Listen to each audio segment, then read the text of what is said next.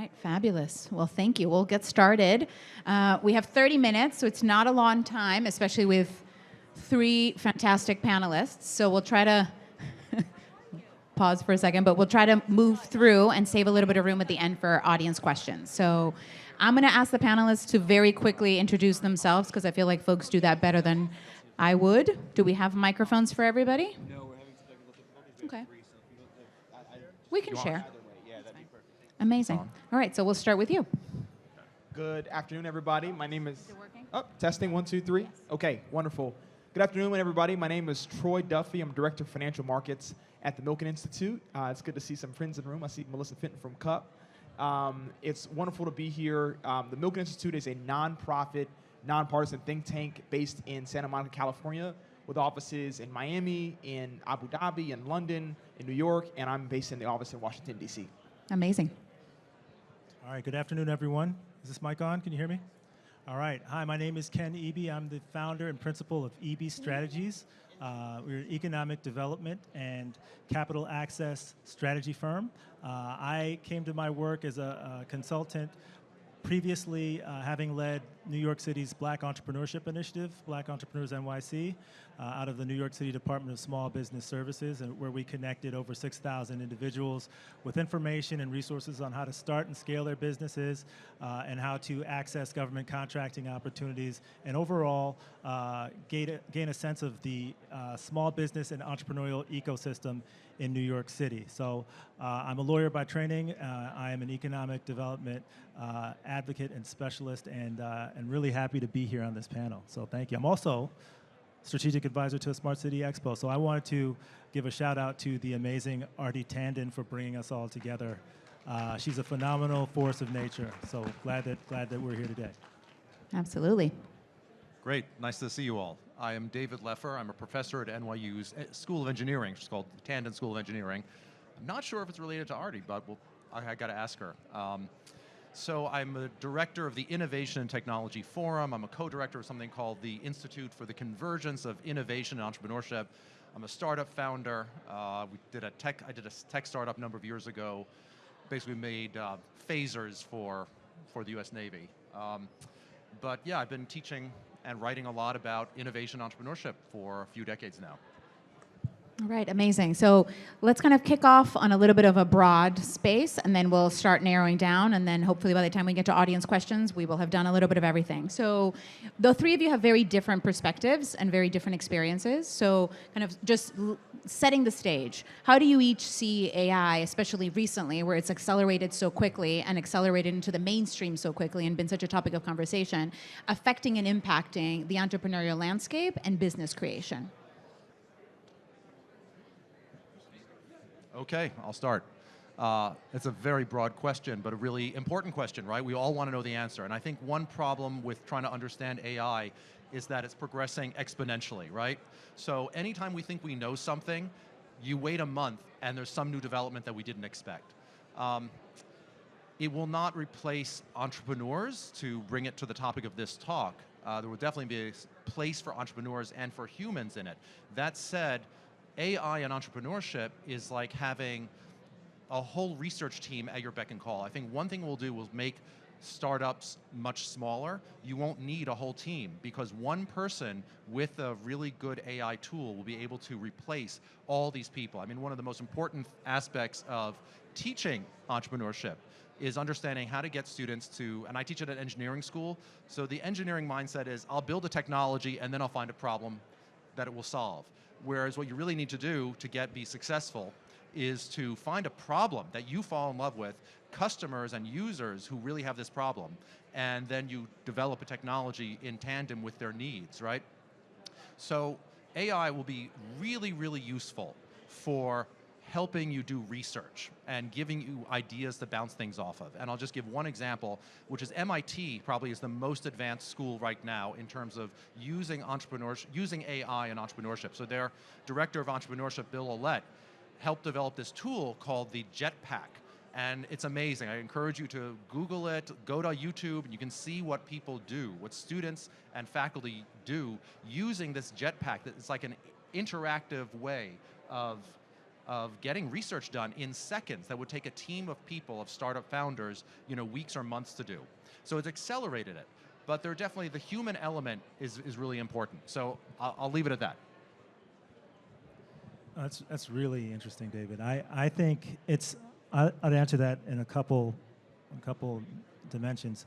So I think that AI is clearly, it is kind of the buzzword. It's the topic that is really exciting the capital allocators right now. I believe in fourth quarter of 2024, per PitchBook, over 50% of all venture capital dollars went to AI startups in 2024, right? So it continues to be the kind of the belle de jour, if you will, for capital allocators. And we understand in that industry in particular, given the already existing disparities in access to capital, that it is going to propel founders who have access to these networks that can provide capital for these startups to actually scale. So that is one potential issue that we're going to have to deal with as a society. However, on the business owner side, and I spent 4 years standing up an initiative at the New York City Department of Small Business Services. One of the points that I made to the Deputy Mayor of Economic Development at the time was that in addition to the city leveraging this technology to deliver government services more effectively, we need to understand how governments can empower small businesses, right, across New York City and across the country to effectively learn about how this tool can improve their services, and then to effectively implement these technologies to enhance their revenues. We know, and I speak again from the perspective of leading the Black Entrepreneurship Initiative, that an overwhelming majority of Black-owned businesses are actually not employer businesses. They are either sole proprietors or have very small numbers of employees. And so for these small businesses to be able to understand how to implement this technology in ways that will make them more effective at marketing, accessing different markets, enable them to do some of the back office work that spent hours and hours doing, we will actually see increased revenues from small businesses across the city, across the country. So I think there is a definite benefit to learning and implementing these tools, and it'll have a tremendous positive impact if leveraged correctly for small businesses and entrepreneurs. Who in here has ever used ChatGPT? Who uses it frequently? Okay, what I would argue that AI does is two different things. One, speed, and the other, efficiency, right? So this idea of speed, every technology that humans have ever come up with has sped things up, right? Whether it was a road, whether it was the wheel, whether it was a car, right? An airplane, the idea is that I want to get from point A to point B. It doesn't have to be transportation, but any technologies, I want to cut down on the time it takes me to do said thing, right? And that's the entire point of technology, to make humans more, faster. And the other thing is this idea of efficiency. And so I think both of those things are fine in the positive, and we should all celebrate the positive and engage with AI in a meaningful way, but there are also some negative downsides, and that's not just technology and in terms of AI, but any technology in general. And so I would harken back to SVB's collapse, right? It happened not over the course of 2 weeks, right? The Lehman Brothers collapse happened over the course of a few months, right? Capital bled out of the system. SVB happened in a matter of like hours, right? Because the speed of information was so fast that people were able to begin to pull out their deposits out of SVB, and the bank eventually folded, right? And so I would say AI presents the same kinds of challenges long term, that if speed is the name of the game, we may get faster cures, we may get faster diagnoses, we may get faster results, we may get faster questions, right? Or faster answers, but there's also a negative downside that we should be considering as well.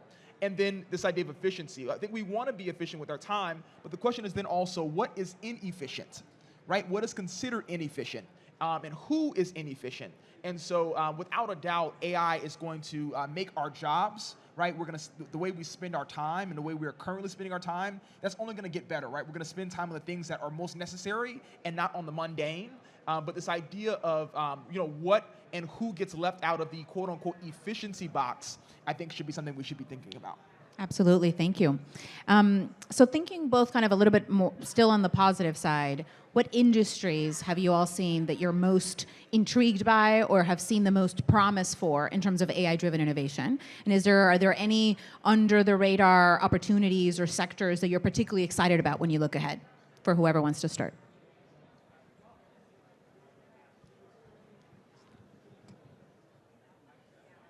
I think I wouldn't say that I'm particularly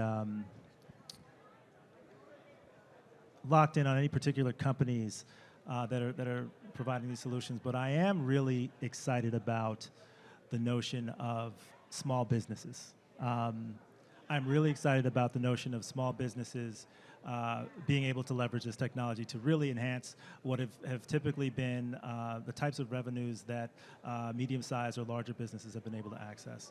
I'm excited about the idea of increasing equity across the board for these businesses that have typically, maybe they're not run by people who have college educations or who have engineering backgrounds, who maybe needed to learn how to code or had to know how to efficiently design a website in a prior iteration of an innovation economy. But they can adapt this technology to really move light years ahead in terms of getting on par with other small businesses. So from my standpoint, that is kind of the most exciting potential and opportunity. And to Troy's point, I think that it's a two-edged sword. We could capture this, or we could absolutely miss it, and we can leave certain communities light years behind. So that would be my answer. Anybody else? I just want to echo what Ken said. I think you're spot on with that. I think everyone knows how disruptive the internet was, right? The internet changed huge industries in so many ways. And I think AI is going to do the same thing, but exponentially more. And do we know why the internet changed so much? So a good friend of mine is the CFO of Google, and his take on it was that the efficiency that the internet brought is really what has wreaked so much creative destruction. I know that you're asking about that. It created new jobs, it also destroyed old jobs. He said one big difference before the internet became the way we all do things was that before the internet, actually inefficiencies were not a bad thing. We all talk about this assumption that efficiency is great, but there were all these people who were middlemen in all these steps who made their livings through all these inefficiencies. You'd have 10 steps from the company to the consumer, and all these people would get their cut.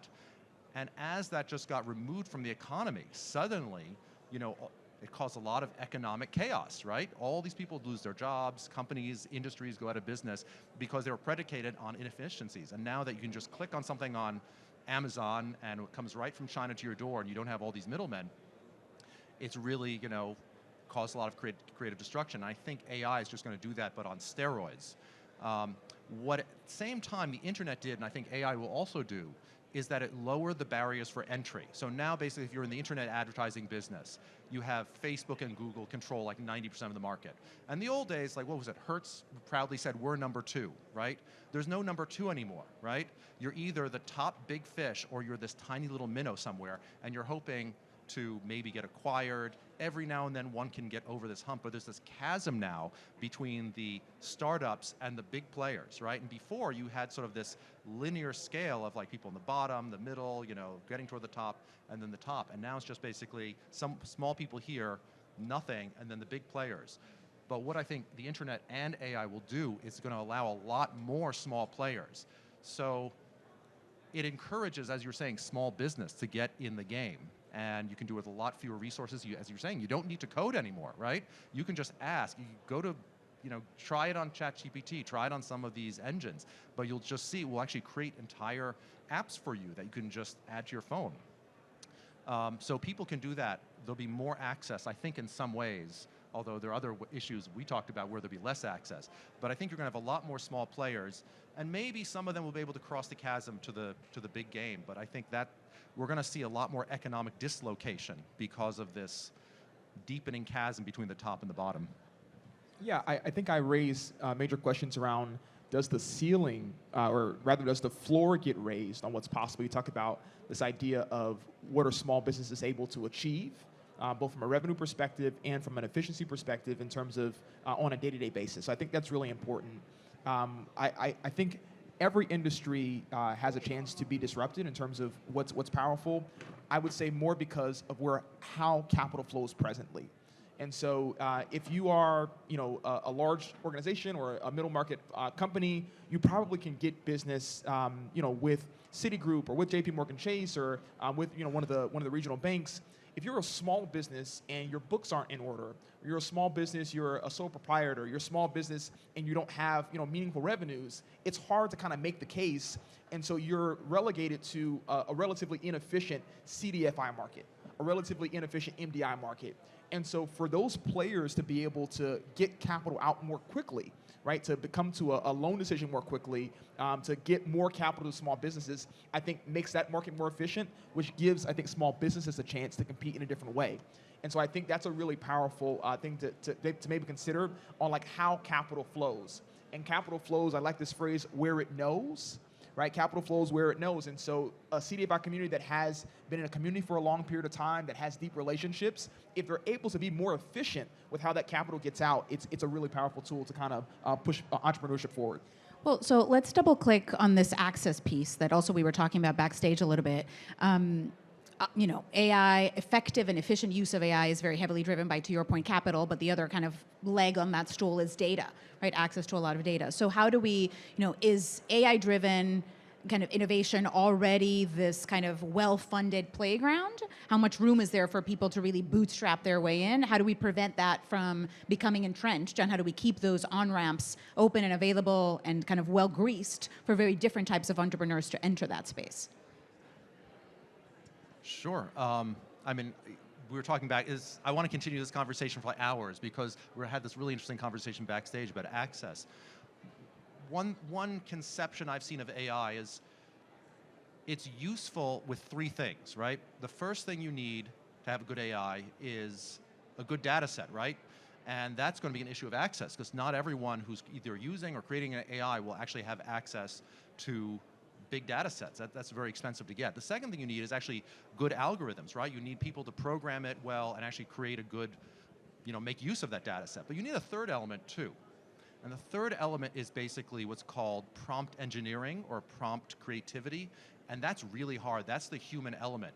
Some computer scientists have said, we don't even know the full potential of AI yet because we haven't conceived of the best, most efficient ways of using it. It has all these capabilities that we haven't even imagined yet.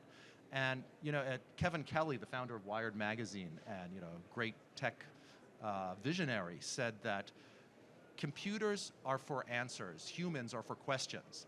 So we can't forget that human element. So we have questions of access, but you also need the question of what sort of creative questions can people come up with that will make these AIs fulfill their potential, which we haven't even dreamed of yet. Anyone else?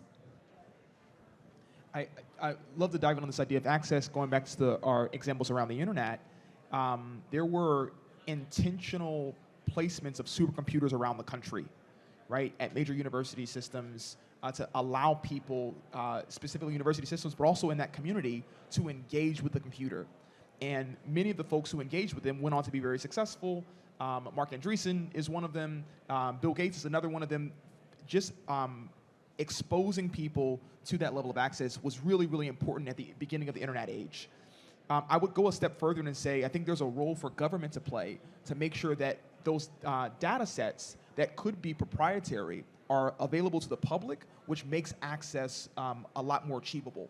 And so I think we haven't gotten to the role of policy in the world of AI, but I think that's a huge thing to think about around like who gets access and who doesn't. It's often determined by like who holds the gates, and I think the government has a role to play in that.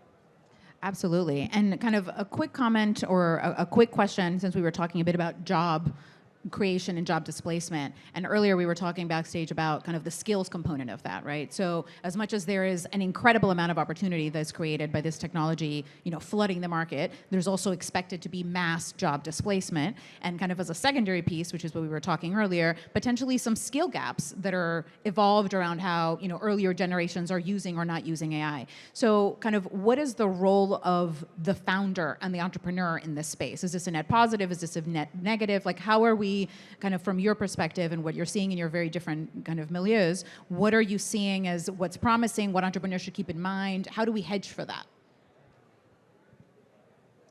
Well, it's interesting. I think that the entrepreneurs, particularly those who are looking to get capital and looking to scale these startups, aren't necessarily thinking about that. They're thinking about adoption. I don't think that's their job necessarily. I think it is, to Troy's point, it is the role of government. It is the role of the regulators to have the macro in mind and to think about how do we regulate the development of technology like this such that we are keeping in mind that, yes, when you do have disruption, you do have tremendous job loss. It's not just a cute phrase for tech bros to talk about or tech girls to talk about. Disruption means loss of jobs, loss of income. It's devastating impacts on communities, and that impacts the tax base of our municipalities, and so the ability to deliver services, for the police to respond on time when they're called, for ambulances to get to crisis centers. It's something that I think the government needs to have front and center. I think the role of the founders with respect to this particular issue is just one of being mindful that one perspective is not necessarily the best way to, or the most sustainable way to build a successful company, but also to build a successful product that is adapted and that has the impact for good. So I think this speaks to the idea of the founders being mindful and in positions to be able to tap into the collective wisdom of diverse populations, to be able to be ahead of the curve when they think about what solution are they proposing to put out in the world, and how is that, whether it's an AI or otherwise solution, how is that going to impact the end user in a way that is positive? Yeah, I'll just give an example. I'll give you a homework assignment. This is the first assignment I give to my freshmen in engineering, taking my entrepreneurship class. And I asked them to do what's called a bug list in Silicon Valley. Write down 10 ideas a day for a week, right, of things that bug you. And I know a number of startup founders who do this. And the idea is, don't put down an idea for a company, because you don't know what's going to work, but put down things that really bother you about the world. And if they bother you enough, maybe they bother other people, and then there might actually be an opportunity to solve a problem for someone. So we call it a bug list. And one founder I know who's done this, started something like 25, 26 companies now. He basically puts it this way. He said, it's like a muscle you've got to train. It's like you can't read about going to the gym. You actually have to do it. If you start coming up with ideas for problems in the world, you'll get better at recognizing them. So he, as he puts it, if you come up with 10 ideas a day, you have 3,600 ideas at the end of a year. If only 1% of them are good, you'll have several dozen ideas that actually might take off. And he's, as I said, he's made hundreds of millions from dozens of companies he's done. So I have my students do this, and they ask me, what's my AI policy? And I said, I don't have one. I say, you have to do a good job in this assignment. I want a really clear, good problem. And you're welcome to try to use AI. I'm not going to say you're cheating if you use it, but I promise you, if you just ask ChatGPT for an answer, you're going to get a bad grade, because I know it's not, but try it, see what happens. And some of them invariably try it. And the answers, what's a really important problem that's facing the world today, or facing you, right? The more personal, the better it is. And my students will try ChatGPT, and the answer will be like, transportation is a big issue facing many people. I mean, that's not actionable, right? I think you can train it if you work with it, but what you really need is that element of human creativity to identify the world and come up with something that's actionable. So I think that remains the essential skill of an entrepreneur, is to be the problem finder, not just the problem solver. Thank you. We have a few minutes left. Are there questions from the audience? Yeah, shout. We'll repeat it.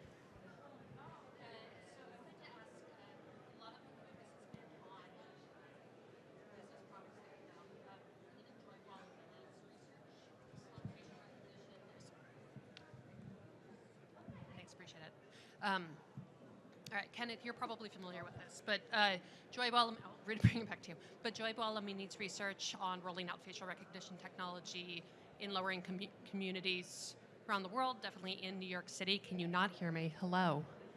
Hi. Okay, so if you don't know Joy Buolamwini, you've probably seen her picture. She has like a white mask that she puts on her face so that the facial recognition can recognize her.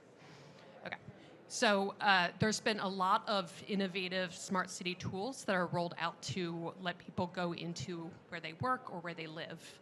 And they're using facial recognition technology that, because there's lack of data, has not been trained on data of non-white skin color. And I guess I'm wondering what you all have seen that is bridging the gap and closing the gap. We've talked about access, Natalia talked about access, but also where the funding comes from. Because people who are trying to create technologies that bring everyone in often don't get that VC funding because they're not moving as fast because they have to train up the data, they have to train up the tools. So if you could speak to how do we close that gap, especially since we're testing out so many new technologies in lower income communities. Thanks. I would just posit, I don't think we're very good at that as humans in general, right? Of like thinking inclusively at the outset.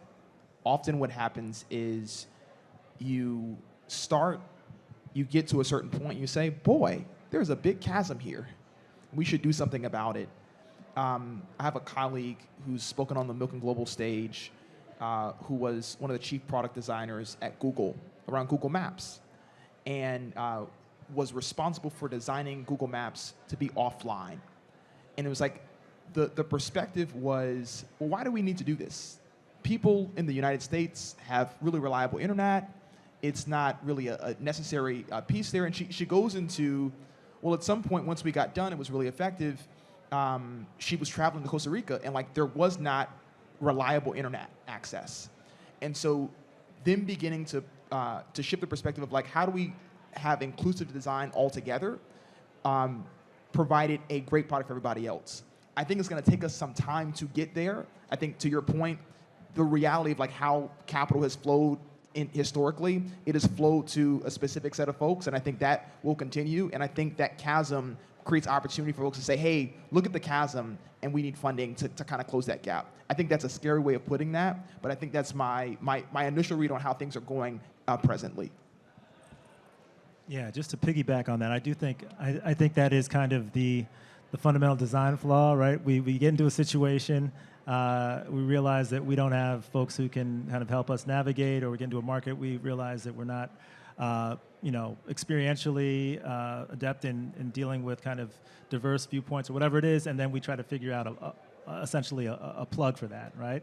I think that that's a challenge. What I would say, at least one company, I'll give an example that's looking at what you said, the chasm, where you can jump in and say, hey, we have a solution. There's a company called Latimer AI, and it is, you spoke about facial recognition technology, but it is a generative AI tool. It's still in development. It's one to look up, and if there's any capital in the house, they should probably look at this particular firm, and I'd say others like it. But it's really addressing that issue around implicit bias in kind of the data sources that are used to train AI, and it's looking at using sources, including libraries from historically black colleges and universities, and sources that have not typically been in the foreground, to train these AI platforms to really be a little bit more accurate in providing a response.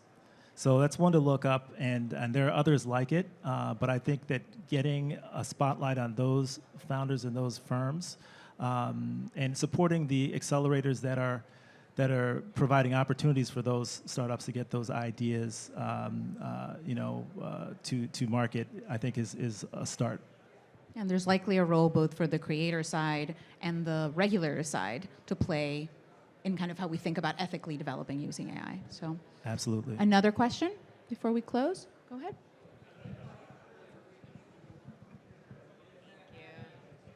Hi, my question is for all of you, but Mr. Duffie, you mentioned something earlier about access, which was a great point, that certain universities in certain areas of the country were given access when the internet first started for usage. Now that AI, we're really much at the beginning stages of it. We have a long way to go with this. How are we ensuring, or is it the government's responsibility, or whose responsibility is it? How do we ensure that that same gap doesn't happen now and in the future? So how are we ensuring that all Americans, all people have access to the AI education, because it's going to affect everyone one way or another. So how do we make sure that all members are empowered, educated and empowered? I would say it's a collective effort. So I wouldn't put the onus completely on a government institution or all government institutions. I think we have a role to play. Humans have been humans forever, right? We are good at being humans, and often we freak out at the sight of a new technology, right? So if you track human history post the industrial age, right, we really were afraid about what cars would do to society. It was literally believed that men would stop getting married because they were trying to save for a car. They were trying to save for the Model T, right? When computers came along, there would be permanent unemployment, right? Mass permanent unemployment. That didn't come true. We're good at freaking out about technology, and that often pushes communities that have not been engaged, or that have been taken advantage of by systems, to disengage. And I would encourage all communities to engage, because this is a technology that is coming, and it's a technology that's here. And the more that we are engaged in it, the better we will be as a consequence, because it will be accurate, right? The stories that need to be told, the technologies that need to capture our imaginations and reflect our values, right, should be reflective of an accurate data set, reflecting the rich tapestry of our world. So I would say that there's a need to engage. And then I would say there's a need to be intentional about how to provide access, and that goes to broadband access, that goes to AI data set access, right? I think those things, the things that are feeding the generative AI systems, I think are really necessary. I think one issue is paid versus non-paid. The paid systems are just that much better than the unpaid ones. So if you don't have access to that, that's definitely a problem. That said, I'm going to go back to my previous point, which is that it comes down to you benefit from AI if you know how to use it. And I think one issue is we need to teach kids how to use it in schools. But then the issue is teachers don't know how to use it because it's so new. So we definitely need more education in not just building data sets and getting access, but I think actually I would personally put my focus, if I were the government, in K through 12 education, especially in early years, and really teaching critical thinking and curiosity. I think that's really where, it's coming, it's already here. It's going to put a lot of people out of business and out of work. But those people who know how to use it, I'll just give one example. My wife is a radiologist, and for years she was in charge of all AI research for NYU Medical School. And so, I was a former journalist in past life, and we get a lot of things wrong. And one thing we get wrong is that AI is going to put radiologists out of business. And she spent years working on this, getting all these grants. And she said, AI is not going to put radiologists out of business. It will put out of business radiologists who don't know how to use AI, or radiologists who know how to use AI will put the ones who don't out of business. So I think it's incumbent on us all to learn how to use this technology that's here. And I think it's incumbent on the government and education to really train teachers and students to know how to make the best use of this. That's a great point. And I will say, if you're looking for ways to support the creation of the pathway towards that end point, there is an organization called the Center for an Urban Future. I would encourage you to look them up. They are one of the preeminent think tanks here in New York City, led by Jonathan Bowles. And they recently issued a report on AI technology and public education in New York City. I think this report, and their policy director, Eli Dworkin, is one of the sharpest minds on this work around building equitable, sustainable cities. This report hits the nail on the head in terms of the need to address the training for students early on. I'm talking about, as early as possible, not just high school, on the track to a job. Kindergarten, early primary school, and also the need to kind of keep an eye on the effects of training teachers not while they're in the classroom, right? Speaking of that point of getting ready when you're already in a situation, the gladiator preparing in the arena, but preparing those who are preparing to be educators.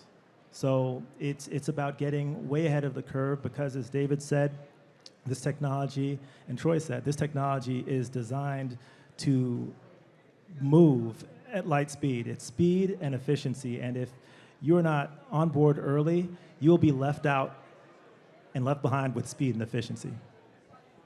Well, on that note, Troy, Kenneth, and David, thank you for a great conversation, a great panel. Please, a round of applause for our you. panelists. Thank you. Thanks, Natalia.